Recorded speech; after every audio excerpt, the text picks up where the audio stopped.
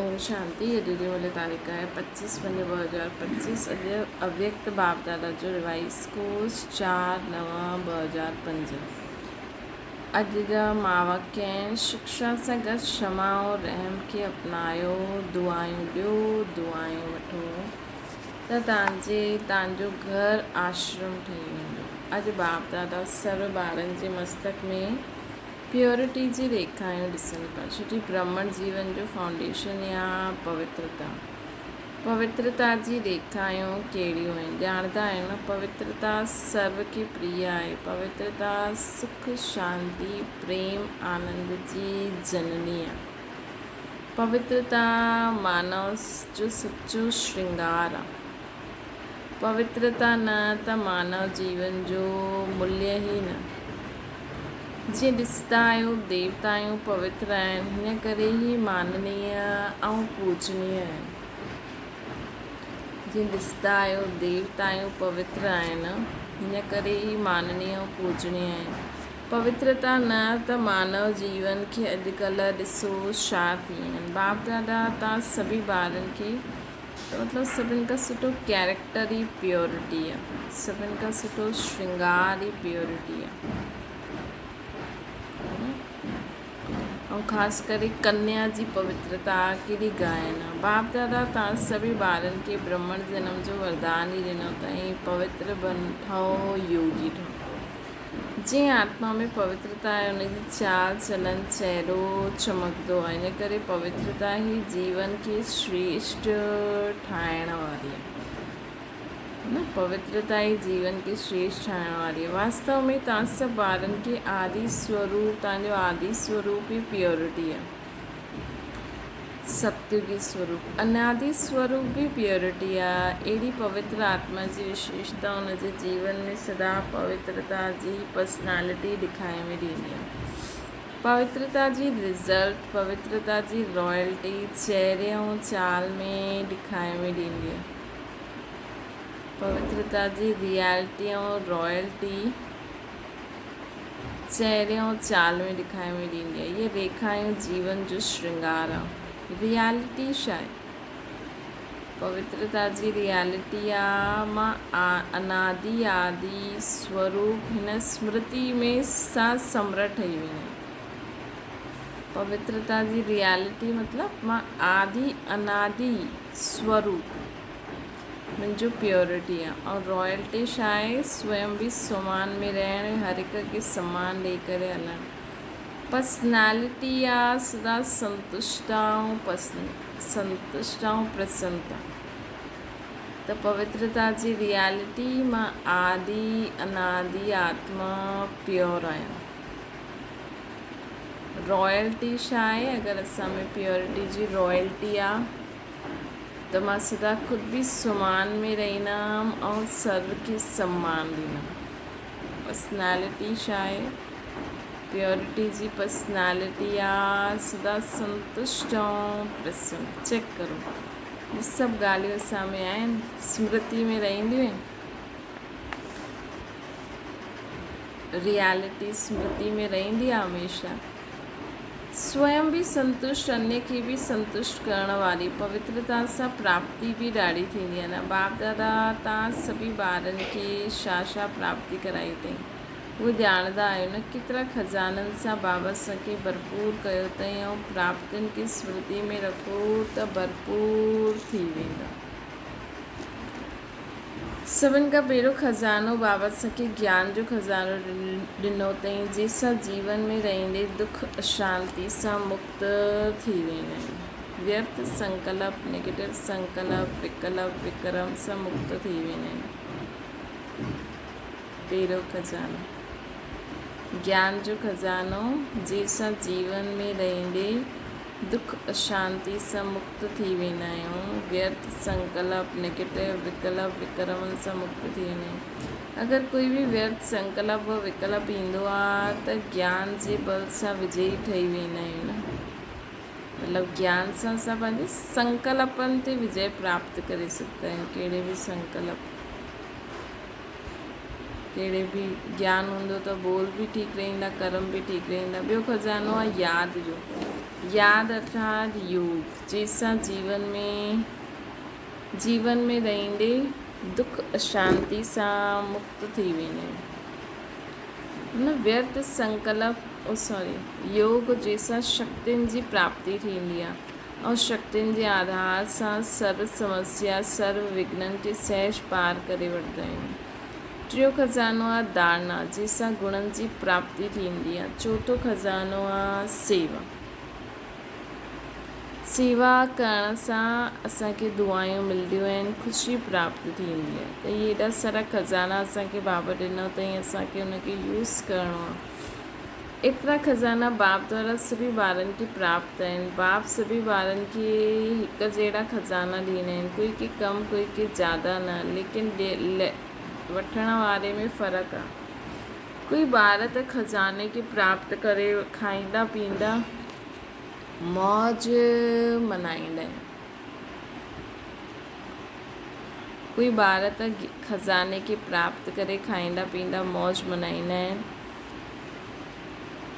ऐं पोइ मौज सां ख़तमु बि करे ॾींदा आहिनि। ऐं कोई ॿार खाईंदा पींदा मौज कंदे बि जमा कंदा आहिनि।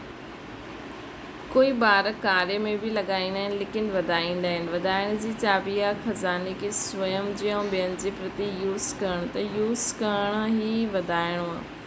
त पंहिंजे पाण खां पुछो कि विशेष खज़ानो जमा आहे छा चईंदव? हा या थोरो थोरो। जंहिं वटि इहो खज़ानो जमा आहे उहो सदा भरपूर रहंदो, है न। जंहिं वटि असां इहे खज़ाना आहिनि उहो सदा भरपूर रहंदो आहे। ॾिसो, कोई बि चीज़ भरपूर रहंदी आहे त हलचल न थींदी आहे। अगरि भरपूर न थींदी त हलचल थींदी, हिलंदी। कोई बि चीज़ खे अगरि पूरी रीति सां भरे करे न ॾियो त उहो हिलंदी आहे न। त हिते बि अगरि सर्व खज़ाना भरपूर न आहिनि त जीवन में हलचल ईंदी। मतिलबु ज्ञान ठीक रीति न हूंदो त संकल्प जे कारण हलचल थींदी। योग न हूंदो त शक्तियूं न ईंदियूं, विघ्ननि से पार न करे सघंदासीं। धारणा न हूंदी ठीक रीति त असां गुण ॿियनि खे कुझु सिखाए न सघंदासीं। कर्मनि द्वारा सिखाइबो आहे न। सेवा न कंदासीं त दुआयूं न मिलंदियूं, प्राप्ति न मिलंदियूं। त बाबा चवनि था अगरि कोई बि काथे बि ख़ाली आहे त उहा हलचल हूंदी। सदा इहे नशो रहे, बाप जे खज़ाना मुंहिंजा खज़ाना जन्म सिद्ध अधिकार आहे, मुंहिंजो जन्म सिद्ध अधिकार आहे। बाप ॾिनो अथई, पंहिंजो वरितो त सभु खज़ाना कंहिंजा थी विया, असांजा थी विया न। त जंहिंजा खज़ाना आहिनि उनखे केतिरो नशो रहंदो आहे। जीअं नंढो सो राजा जो ॿार राजकुमार हूंदो आहे न, पतो बि न हूंदो आहे कि बाप वटि छा खज़ाना आहिनि, लेकिन नशो रहंदो आहे कि बाप जे खज़ाना मुंहिंजा खज़ाना, है न। पतो बि बाबा चवनि था कि उनखे पतो बि न हूंदो आहे छा आहे, लेकिन उनखे नशो रहंदो आहे, है न। उहो केतिरो नशे में रहंदो आहे। जीअं नंढो सो राजा जो ॿार राजकुमार हूंदो आहे न, पतो न हूंदो कि बाप वटि छा खज़ाना आहिनि, लेकिन नशो रहंदो कि बाप जा खज़ाना मुंहिंजा खज़ाना। ऐं खज़ाने जी ख़ुशी में रहंदो। अगरि ख़ुशी कम रहंदी त हुन जो कारण छा हूंदो आहे? बाप जा त खज़ाना बाबा त ॾिना अथई, ॿुधो आहे न, लेकिन हिकु ॿुधण ॿियो समाइण वारो, जो समाइण वारो आहे उहो नशे में रहंदो आहे। मतिलबु जंहिं राजा जे ॿार उहो खज़ाना स्वयं में समाए वरिता अथई त उहो सदा नशे में रहंदो।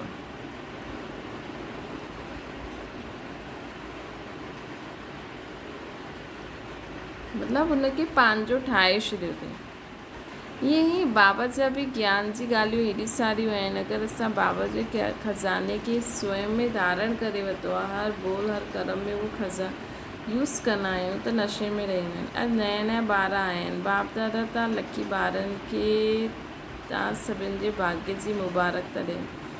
पंहिंजे भाग्य खे पहचानो पहचानो परमात्मा प्यार अविनाशी प्यार जो सिर्फ़ हिन जन्म में असांखे मिलंदो आहे। केॾो बाबा जो निस्वार्थ प्यार आहे। बाबा खे छा फ़र्क़ु पए न, लेकिन बाबा सभिनि खे, बाबा चाहे त मथे रही वञे, लेकिन बाबा खे ॿारनि सां केॾो प्यार आहे। अनेक जन्म सदा ये प्यार कायम रहंदो। एतिरो बाबा का प्यार जी झोलियूं भरे वठो कि अनेक जन्म असां ख़ुदि बि प्यार सां रहूं, ॿियनि खे बि प्यार ॾींदा रहूं, रूहानी प्यार। छो जो ये जो समय हले थो, ये समय संगम युग, भाग्यवान युग आहे। सतयुग में भाग्यवान चईंदासीं, सतयुग खे बि भाग्यवान चईंदासीं, लेकिन वर्तमान संगम जो समय उनखां बि भाग्यवान आहे। छो जो हिन संगम ते बाबा द्वारा अखंड भाग्य जो वरदान वरसो प्राप्त आहे न, त ए संगम युग में भाग्यवान समय में तव्हां सभी पंहिंजो भाग्य वठण जे लाइ पहुची विया आहियो, पहुची विया आहियूं, मिली बि वियो। बाप दादा ॿारनि खे ॾाढो हिकु सहज पुरुषार्थ जी विधि ॿुधाईंदा आहिनि। सहज चाहींदा आहिनि, मुश्किल त न चाहींदा आहिनि। ॿारनि खे त भाग्य जी सहज विधि मिली आहे न, मिली आहे। सभिनि खां सहज ॿियो कुझु बि न करिणो आहे, सिर्फ़ु हिकु ॻाल्हि करणी आहे। हिकु ॻाल्हि त सभी करे सघंदा आहिनि न, हिकु ॻाल्हि त सभी करे सघंदा आहिनि। हा चओ या ना करो, चओ हा जी, त सभिनि खां सहज विधि आहे। अमृत वेले खां राति ताईं जंहिंसां बि मिलंदा आहियो उनजी दुआयूं वठो, उनखे दुआयूं ॾियो। चाहे क्रोधी बि आहे, लेकिन तव्हां उन्हनि खे दुआयूं ॾियो, दुआयूं वठो। छो जो दुआयूं तीव्र पुरुषार्थ जो ॾाढो सहज यंत्र आहे। जीअं साइंस में रॉकेट आहे न, त फिल्म त केतिरो जल्दी कार्य करे वठंदो। साइंस वटि रॉकेट आहे, त बाबा चवंदा आहिनि जीअं साइंस वटि रॉकेट आहे त किथे जल्दी कार्य कराए वठंदा आहिनि। ईअं दुआयूं ॾियणु और दुआयूं वठणु इहे हिकु चीज़ ॾाढी सहज साधन आहे जीवन में अॻियां वधण जो। जीवन में अॻियां वधण जो सहज साधन छा आहे? दुआयूं ॾियो, दुआयूं वठो। अमृत वेले बाबा खां सहज यादि सां दुआयूं वठो ऐं सॼे ॾींहुं दुआयूं ॾियो, दुआयूं वठो। इहे करे सघंदा आहियो, न करे सघंदा आहियो त हथ उठायो। कोई बदुआ ॾिए त तव्हां छा कंदव? पंहिंजे खे बार बार तव्हांखे बार बार तंग करे, ॾिसो तव्हां परमात्मा जा ॿार, दाता जा ॿार आहियो। परमात्मा दाता त आहे, त दाता जो कमु छा आहे? ॾियणु। त तव्हां सभिनि खां सभिनि जे बाबा चवनि था दाता जा ॿार दाता आहियो न, तव्हां परमात्मा जा ॿार, दाता जा ॿार दाता आहियो, मास्टर दाता आहियो। त दाता जो कमु छा हूंदो आहे? ॾियणु। त सभिनि खां सुठी चीज़ आहे सर्व खे दुआयूं ॾियणु। कहिड़े बि व्यक्ति हुजे, कहिड़ो बि, लेकिन आहे त तव्हांजो भाउ भेण, परमात्मा जा ॿार त भाउ भेण थी विया न। त परमात्मा जो ॿार मुंहिंजो ईश्वरीय भाई, ईश्वरीय भेण, उनखे छा ॾींदव? बदुआ ॾींदव छा? तव्हां कॾहिं बदुआ बि ॾींदा आहियो? बाबा कॾहिं बदुआ ॾींदा आहिनि? ॾींदा आहिनि? ॿुधायो, ॾींदा आहिनि? हा या ना करो, हा ना करो। ॾाढा ख़ुशि रहंदा आहिनि। छो? ॾाढा ख़ुशि रहंदा छो? अगरि तव्हां बदुआ वारे खे बि तव्हां दुआयूं ॾिनियूं, उहा ॾे न ॾे, लेकिन तव्हां दुआयूं ॾिनियूं, त दुख छो थींदो न? अगरि असां हुनखे त बि दुआयूं ॾियूं त असांखे बि दुख न थींदो ऐं हुन वटि बि उहो न पहुचंदो। लेकिन तव्हां दुआयूं वठंदव त दुख छो थींदो? उहो ॾे न ॾे, लेकिन तव्हां दुआयूं वठो त दुख छो थींदो? हिकु त हुन ॾिनई, असां वठूं न, असां हुनखे ॿियो दुआयूं ॾियूं, असां हुनजो दुख, उहे ॻाल्हियूं वरितियूं ई न, त असां दुखी छो थींदासीं? बाप दादा तव्हां आए उहे ॿारनि खे हिकु वरदान ॾींदा आहिनि वरदान याद रखंदो त सदा ख़ुशी रहंदी। न वरदान याद रखंदो त सदा ख़ुशी थींदी।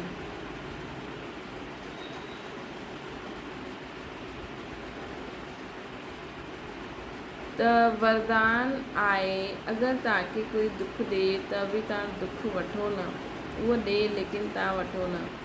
छो जी ॾियण वारो ॾींदो लेकिन वठण वारो त तव्हां आहियो। ॾियण वारो ॾी करे हली बि वियो। अगरि उहो बुरी चीज़ ॾींदा आहिनि, दुख ॾींदा आहिनि, अशांति ॾींदा आहिनि त बुरी चीज़ आहे न। तव्हांखे दुख पसंदि आहे छा? न पसंदि आहे न, है न? तव्हांखे दुख पसंदि आहे न पसंदि आहे न? बाबा चवनि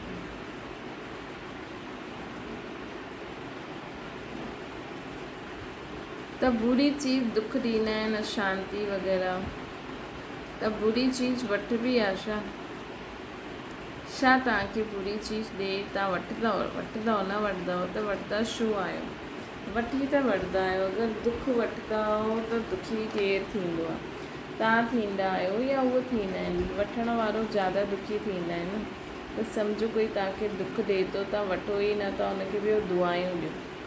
अगरि हाणे दुख वठंदव त अधु कलाक दुख त तव्हांजो दूरि थी वेंदो, लेकिन वठिणो ई न आहे। अगरि हाणे खां दुख वठंदव ई न त अधु कलाक तव्हांजो दुख दूरि थी वेंदो, वठंदव ई न।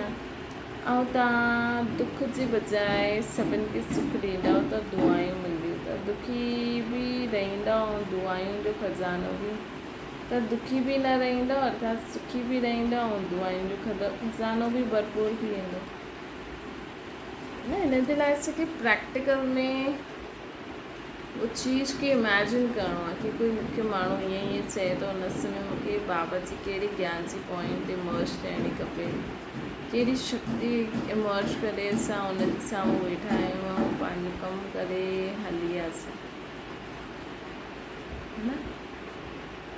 त बाबा असांखे चवंदा आहिनि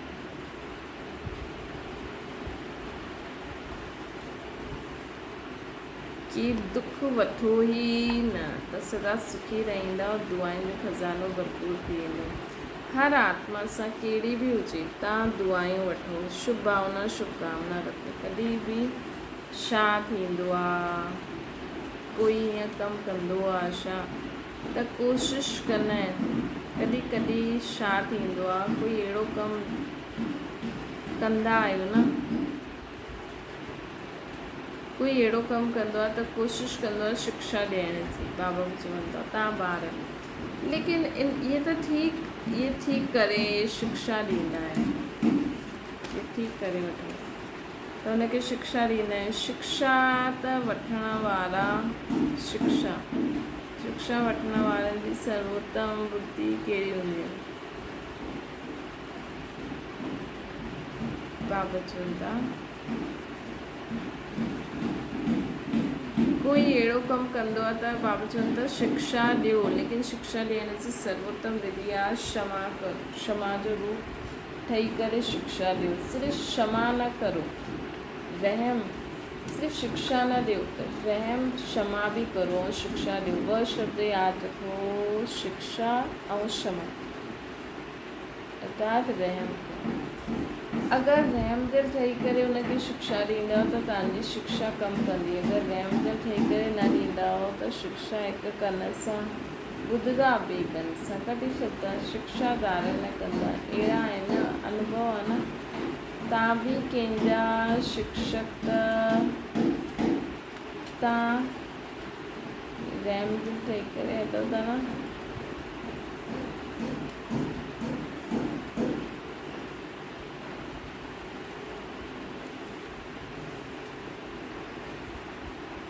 बाबा चवनि था तव्हां बि कंहिंखे शिक्षक त न ठही वेंदा न। शिक्षक ठहिणु जल्दी ईंदो आहे, लेकिन क्षमा करणु ॿई साथ साथ खपे। हाणे खां रहम करण जी विधि आहे शुभ भावना शुभकामना। जीअं कंदा आहिनि न, सोचो सचो प्यार पतनि खे बि पिघलाए ॾींदो। ईअं ई क्षमा स्वरूप सां शिक्षा ॾियण सां तव्हांखे तव्हांजो कार्य जो चाहींदा आहियो।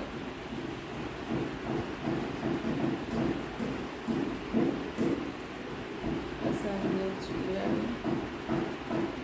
चाहींदा आहियूं।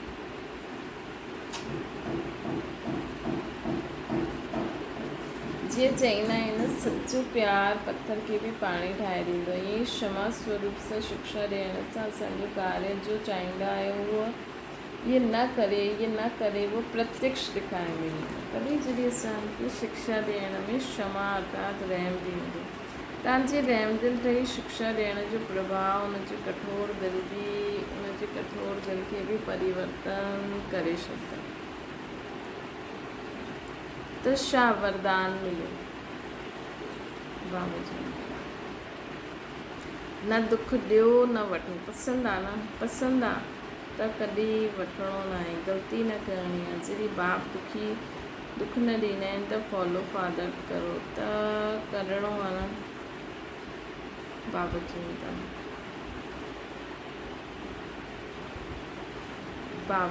था, कि हाणे पंहिंजे जीवन में असांखे बाबा असांखे कहिड़ो वरदान ॾिनई, न दुख ॾियो न दुख वठो। पसंदि आहे न? पसंदि आहे त हाणे वठिणो न आहे, ग़लती न करणी आहे। जॾहिं बाप दुख न ॾींदा आहिनि त फॉलो फादर करिणो आहे, फॉलो फादर करे हलणो। कॾहिं कॾहिं थोरो डांटे ॾींदा आहे, डांटणो न खपे, रहम करो, रहम सां गॾु शिक्षा ॾियो। बार कंहिंखे डांटण सां आत्मा डांटण सां आत्मा जो हूंदी आहे।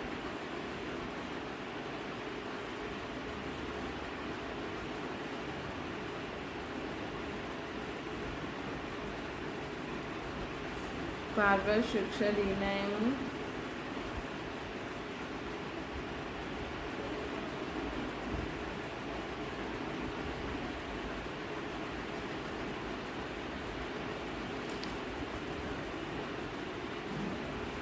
बाबा चवनि था कि हाणे असांखे छा करिणो आहे, कंहिंखे बि बार डांटणो न आहे, न त उहो आत्मा असांजी दुश्मन थी वेंदी, घृणा अची वेंदी। परमात्मा जा ॿार आहियो न, त जीअं बाप पतत खे पावन ठाहिण वारो आहे, त तव्हां दुखी खे सुखी न ठाहे सघंदा आहियो।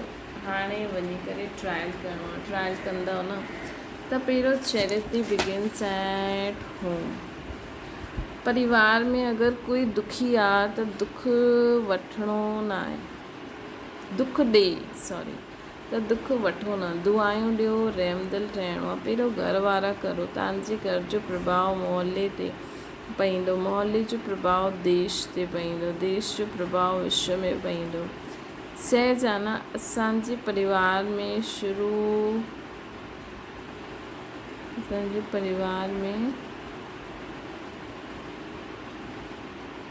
करो, पंहिंजे परिवार में शुरू करो। छोकी ॾिसो, हिकु बि अगरि क्रोध कंदो आहे त घर जो वातावरण कीअं थींदो आहे? घर लॻंदो आहे या युद्ध जो मैदान लॻंदो आहे? हुन समय सुठो लॻंदो आहे? न लॻंदो आहे न। तव्हां माण्हुनि जे लाइ बि आहे, जेका VIPs आहिनि, समर्पित भाई भेण बि यादि बाबा ॾियनि था।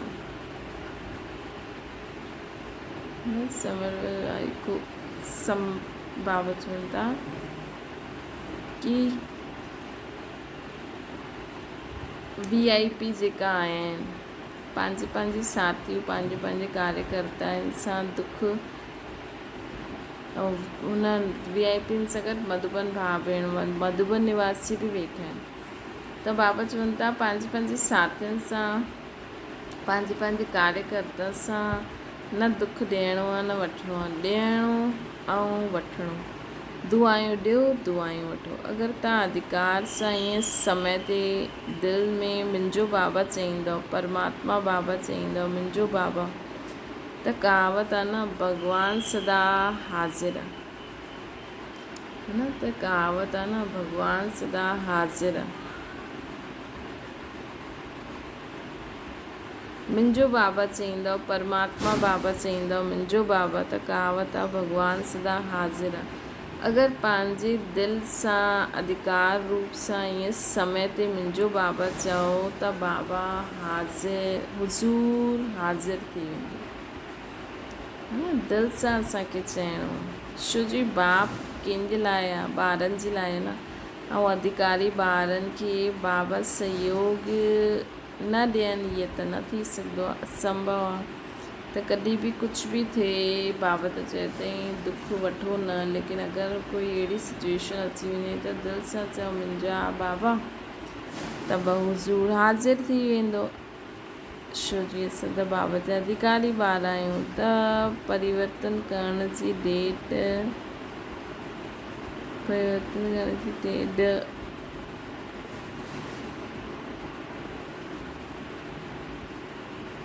परिवर्तन करे वञिजो।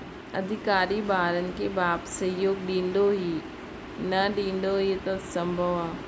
त परिवर्तन थी करे वञिजो। बाबा चवनि था कि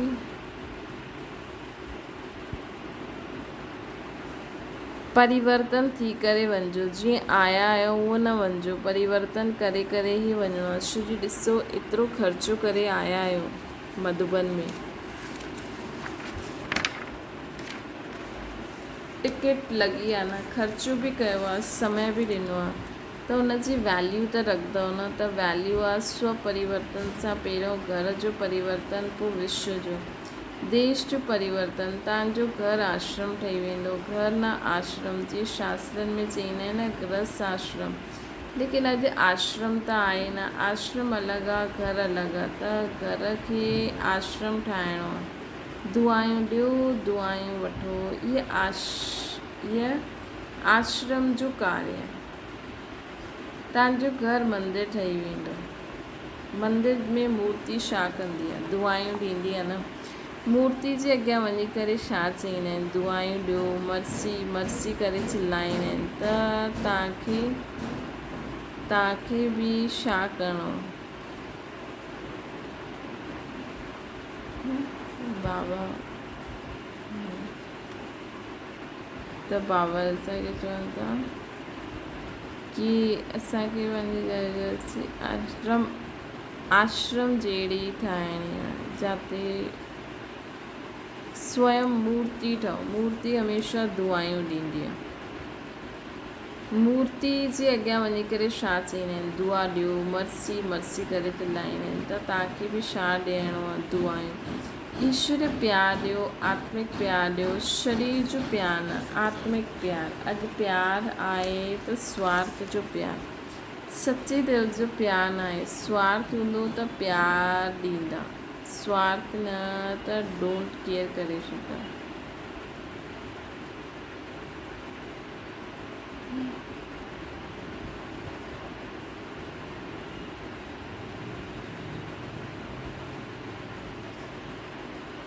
बाबा चवनि था त मर्सी मर्सी करे चिलाईंदा आहिनि। त तव्हांखे बि छा ॾियणो आहे? दुआ। ईश्वर प्यार ॾियो, आत्मिक प्यार ॾियो, शारीरिक प्यार न ॾियो। अॼु प्यार आहे स्वार्थ जो प्यार, सची दिलि जो प्यार न आहे। स्वार्थ जो हूंदो त प्यार ॾींदा, स्वार्थ न हूंदो त डोंट केयर करे वठंदा न। जैसा कि प्यार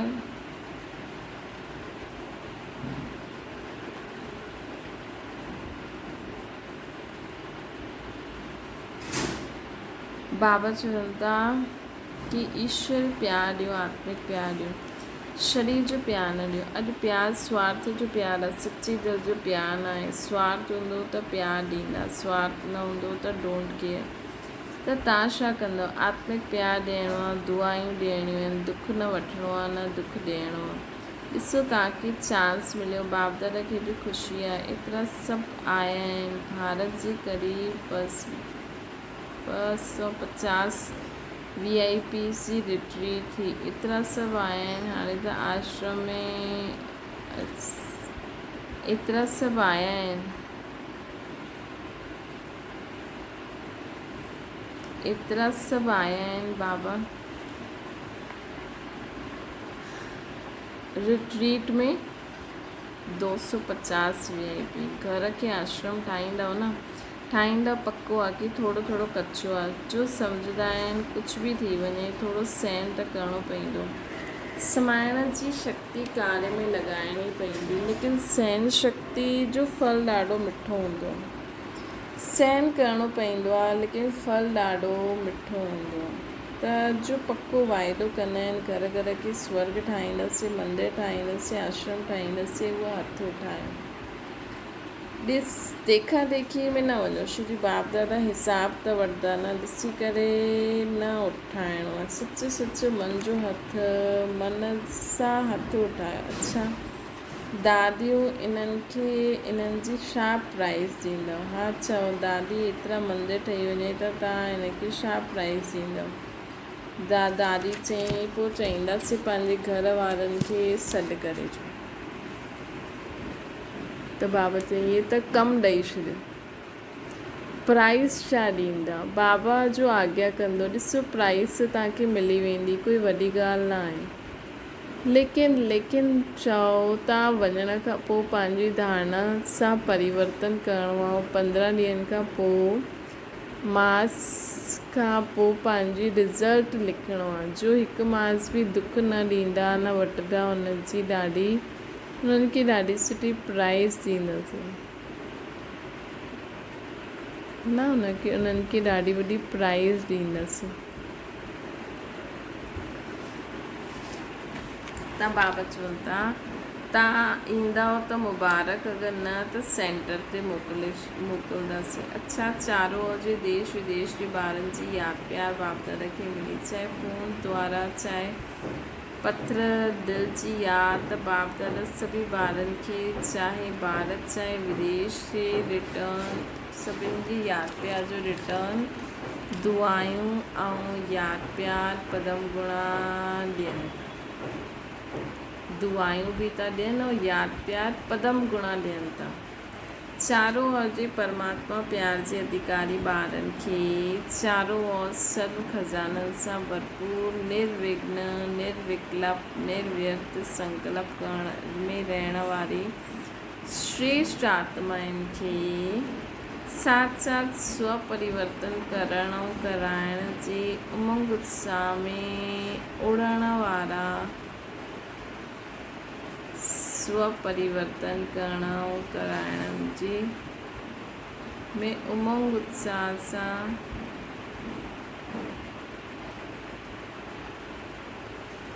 उड़ण वारे आत्माउनि के साथ साथ बाप दादा के सच्ची दिल के बाप दादा के सच्ची दिल जो समाचार ॾियण वारा सच्चे दिल वारे ॿारनि के विशेष दिलाराम जे रूप में बाप शिक्षक सतगुरु जे रूप में पदम गुणा यादि प्यार भी हुजे ऐं नमस्ते भी आहे। वरदाना भटकदी हुई आत्माउनि खे यथार्थ मंज़िल ॾेखारण वारा चैतन्य लाइट माइट हाउस कहिड़ी बि भटकदी हुई आत्माउनि खे यथार्थ मंज़िल ॾेखारण जे लाइ चैतन्य लाइट माइट हाउस ठहिणो आहे। हिन जे लाइ 2 ॻाल्हियूं ध्यानु रखो। हिकु हर आत्मा जी चाहना ॾाढी सुठी हूंदी आहे। त बाबा चवनि था कि ये भी जीअं थींदो आहे न भई कंहिंखे कहिड़ो चीज़ सुठी हूंदी आहे त सोचतो आहे हिनखे ॾियूं, उहो सोचदी आहे कि जो भी आहे उनखे बाबा चवनि था कि भटकदी हुई आत्माउनि खे मंज़िल ॾेखारण लाइ त हर आत्मा जी चाहना खे परखो। जीअं योग के डॉक्टर उनखे चइबो आहे जो नब्ज़ खे ॾिसी ॼाणंदो आहे। ये परखण जी शक्ति के सदा यूज़ करो। अगरि पहिरियों त असां उनखे परखूं पोइ सदा पाण वटि जो सर्व खज़ाननि जो अनुभव क़ाइमु रखिणो आहे। सदा ये लक्ष्य रखो कि ॿुधाइणो न आहे लेकिन सर्व जे खज़ाने जो सर्व संबंधनि जो अधिकारी छा अनुभव कंदा।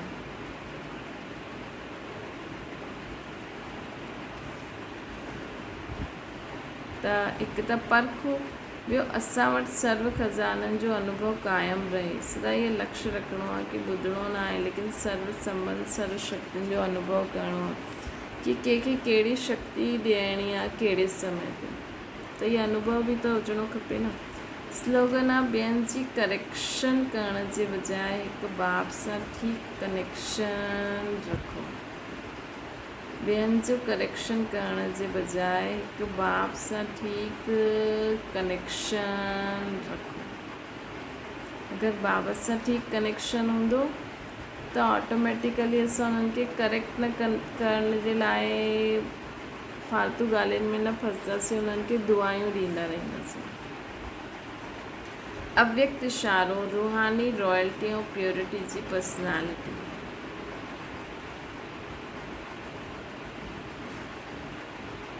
अॼु निजी स्वरूप वरदानी स्वरूप सदा स्मृति में रहे त अपवित्रता, पंहिंजो निजी स्वरूप वरदानी स्वरूप सदा स्मृति रहे त अपवित्रता समीप अची न सकती।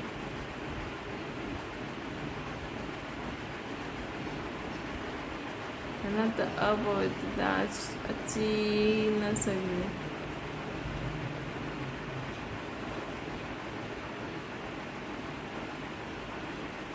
त बाबा चवनि था कि पंहिंजो निजी स्वरूप वरदानी स्वरूप सदा स्मृति में रहे।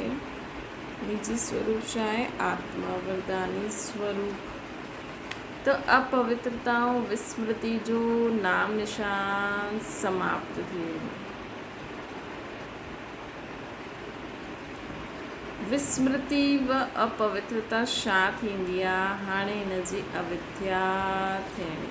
कॾहिं बि असां भुलिजूं न कि असां केरु आहियूं।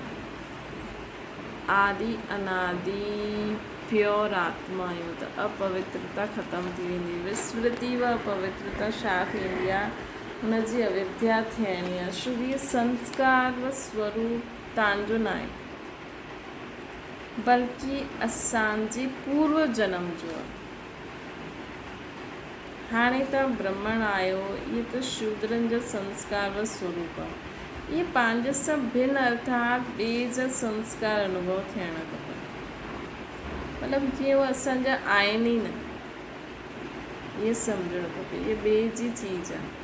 अगरि सम्झो संकल्प में अचे बि थो, वैसे त बाबा चईंदा आहिनि हाणे समय एॾो नज़दीक आयो आहे, इहे सभु सोचे न सघंदा आहियूं। त बाबा चवनि था कि ईअं असांखे अनुभव थिए कि मुंहिंजो न आहे, इहे अलाए कंहिंजो संस्कार स्वभाव। मां त आदि अनादि प्योर आत्मा आहियां। अच्छा, ओम शांति। बाबा की यादि करो।